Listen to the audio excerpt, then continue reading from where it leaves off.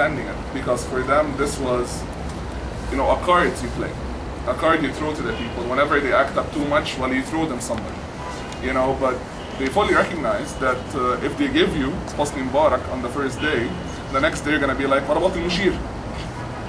And the Mushir doesn't want to go to jail. Neither are the people inside the army. They don't want to go to jail, so they need to kind of try to control and maintain what's happening. But naturally, and the other part is they understand that they are not in control of the country. And any illusion that we have that they're in control of the country or that they can be a decisive force in terms of anything is really an illusion. Which is why, for example, I'm very much one of the people in the opposition who keeps telling people that we shouldn't go and demand the removal of al-Mushir or, like, you know, the removal of al-Maktab al-Askari at the moment, because our issues is not al-Mushir, our issues are not Samianin. Our issue more than anything is making sure that the army knows its place. You know, that it remains in its role. You know, it's an important institution. It should not be alienated. We should not go into war against it.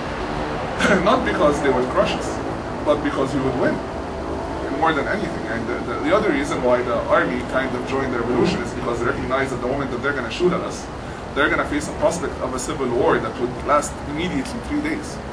After that, they would be all gone, if not split into like factions like Libya. Because first of all, they live amongst us. Yani it's not like they live in separate neighborhoods, they live amongst us. So any officer that goes down and shoots the sons and daughters of someone else will go home and not find his own son and daughter alive. And all those nice kids who are running, even those fluffy kids of Heliopolis, as they like to call us, who are running things in Nuzha Street and Late Nasr or whatever, okay, yeah, we managed to stop lots of cars with machine guns. Do you really think a tank would be a problem? How many people are going to kill? Before suddenly Shab al-Nawasi are riding around in a tank, and taking over Triumph. You're not going to be able to control this for long, because you have external borders and you have internal cities and you need to be everywhere at once, and there is no reserves. You're stretched to the limit. So what is necessary when it comes to the role of the army is not to have escalating pressure as much as have sustained pressure in order to remind them always that they need to act, that they need to act, that they need to act. Because they gave themselves the authority to decide for us, you know, how the next phase is going to be like, according to their own schedule.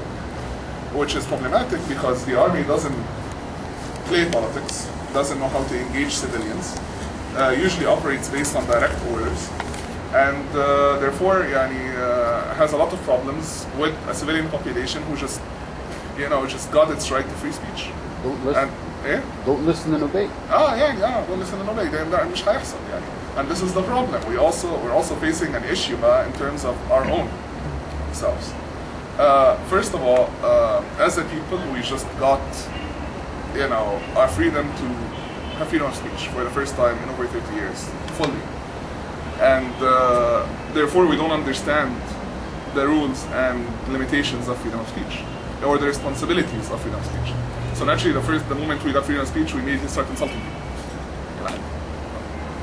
But that's natural anyway. That's natural. I'm saying. That's No, I agree with that's you. That's the progressive revolution. I'm completely agreeing with you, but that's what I'm saying. It's a very natural reaction. And on the other hand, you're facing, Bardo, the idea that we're still dealing with a Mubarak-like mentality. So when we're dealing with the results of the referendum, masalan, a lot of people were really angry because we didn't get 80 or 90% of the vote. And we're supposed to get 80 or 90% of the vote. No. Everybody gets a vote now, and some people will vote the way they want to vote. And the same way with Sharaf, for example. Like, I was one of the people who went and protested until we got Shafi removed and got Sharaf in. And the moment we got Sharaf in and he started addressing the public, I started noticing that he stopped talking to me and he started talking to the rest of the country. Because let's face it, he is not the Prime Minister of the revolution, he is the Prime Minister of Egypt. Which means that he cannot just address my issues. That the moment I want him to address only my issues and not address the fears and concerns of the rest of the country, then I am no different than any other group that tries to control the country and make it go through its own agenda. And what's even worse beyond all of this is our own belief that we're looking, from what I'm gathering, and maybe I'm wrong, maybe you guys can tell me differently, but I'm noticing that there is some sort of inclination, the main issue of people of stability, the people who are very concerned about stability, seems to be that they're yearning for, they have the idea that what we need in the country is a strong president. A president that will be able to control the country with an iron hand or iron fist كده, but at the same time be good and nice and completely clean and not be corrupt and whatever. And it's very weird because, you know, everybody keeps asking me, who should I support? And I'm like, I don't know. You're not supposed to pick someone and stick with them. You're supposed to have them come to you one by one and beg you for your vote and explain to you why they're the best people of the job, because those are not going to be your president in terms of they're going to be above you, they're going to be your civil servant. And in order for you to have a civil servant, you're hiring them. You're basically hiring them. Are you supposed to just go to whoever looks right for the job and pick them, or are you supposed to like pick whoever is right for the job, in your belief? And this is the other problem, is that we're just looking for a symbol, and that's why there is a big debate. I'm not sure either one of them works. In reality. طب ممكن بقى. إيه؟ ماشي. Okay. اللي نيته. طيب. Sorry يا جماعة. عشان لا, it's unfair.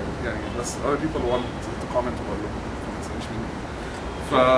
But you're dealing with something like Mahmoud Salem and you know, El-Baradei talks a fantastic game if you're talking about the intellectual educated class. بس في الأول وفي الآخر الشعب عاوز اللي يلغيه والراجل مش عارف يلغي الشعب للأسف there is a disconnect there, and the disconnect is realistic. There are evidences of it.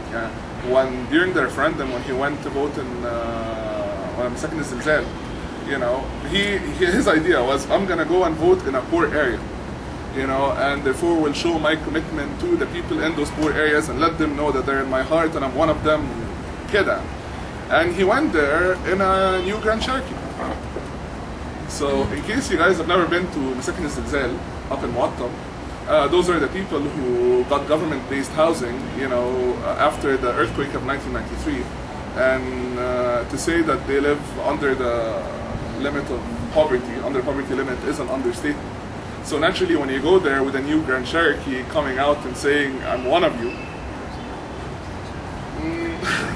not really gonna work for them. It's not, they're not gonna respond to it very nicely. But again, the question is, what are we gonna do? Well, there are a number of things that can be done.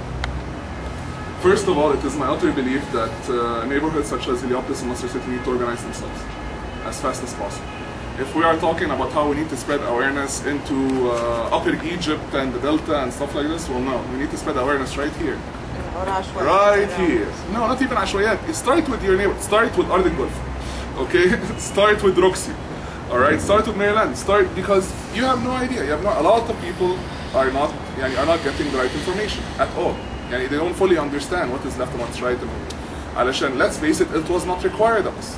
You know, for the last 30 years, suddenly we have to fully understand all past geopolitical forces, understand all those new players that are suddenly now in the scene, which we don't know, and if we weren't in the opposition, we have no idea who they are.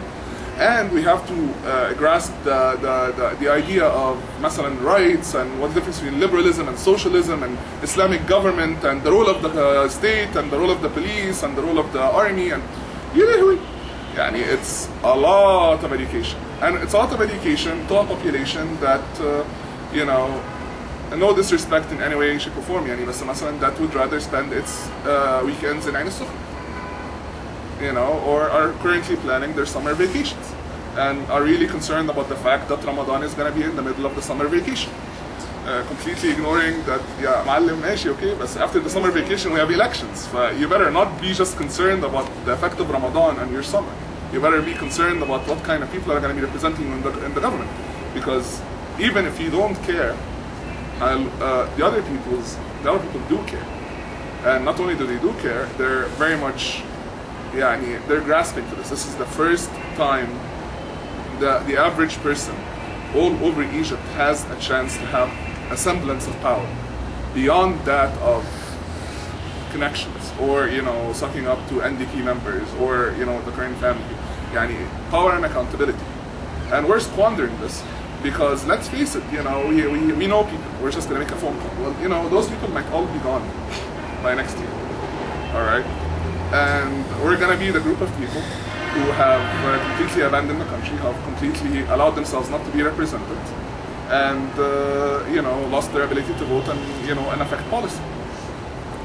And in terms of the country itself, our other issue lies in the fact that what we're dealing right now, what we're going to face in the next few months, is not going to be the fear of having a military coup or the Muslim Brotherhood taking over or whatever. The Muslim Brotherhood and the Salafis and the protesters and the Mubarak supporters, all of them are symptoms of a very specific disease or a very specific condition that we're going to need to address, which is, this was a revolution of the middle class. More than anything, this was a revolution of the middle class, led by people in the middle class. Across the board, whatever by your definition of what the middle class is in the different governments. Okay? There are some people who are really rich who join them, upper class who join them. There are some people who are really poor from the poorer classes who join them. But the fundamental power in this revolution has always been the middle class.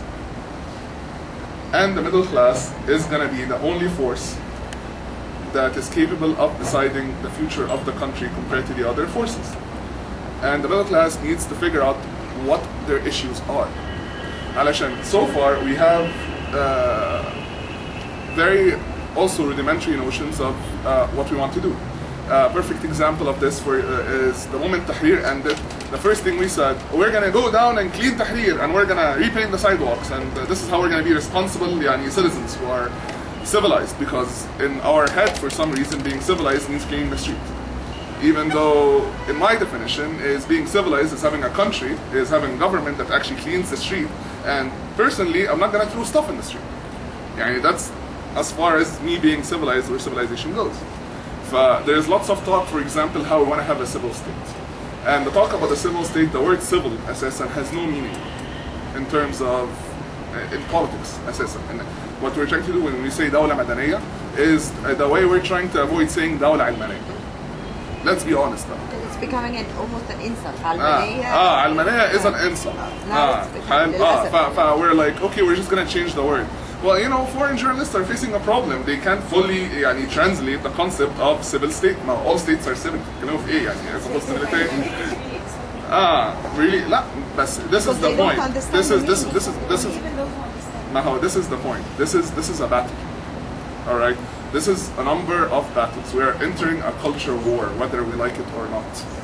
And the culture war, it's gonna be, it could range from anywhere to people who are gonna try to assert certain rights for women and children. Masalan, for example, a perfect example is the new child law. And in case you're not paying attention, there is a lot of